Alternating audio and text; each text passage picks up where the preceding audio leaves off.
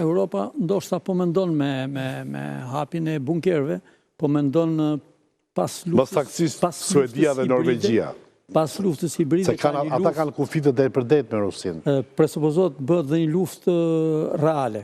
Në fakt, derisa të them nëse do më lejoni, për ta parë çik në kontekst më të gjerë, gjitha këto që ndodhin, presioni, lufta hibride, presioni psikologjik, luftat rajonale dhe domethënë spjegojnë një trazir, një mungesë qetësie në botë dhe kjo ka si bazë, sipas mendimit tim, zhvillimin e pabarabartë të shteteve. Më kujtohet në vitet 90 Shtetet e Bashkuara të Amerikës kishin 24% të vëllimit botëror të ekonomisë, që edhe sot pothuajse është aty. E vetmja Amerika që është pak a shumë në ato kuota. Rusia kishte 19% të vëllimit botëror të ekonomisë dhe kjo kryesisht kishte bazën e lëndëve të para, jo Rusia, po Bashkimi Sovjetik. Sot ka 2%. 2 pikë, ka pak më shumë se 2%, gati barabar me Italinë.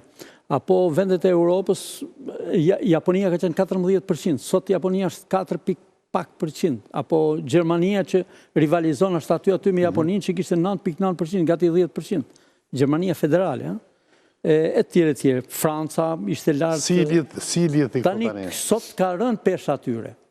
Sot ke Kinën që ishte 3% atëherë, sot e ke Kinën afërsisht 18% të vëllimit botëror.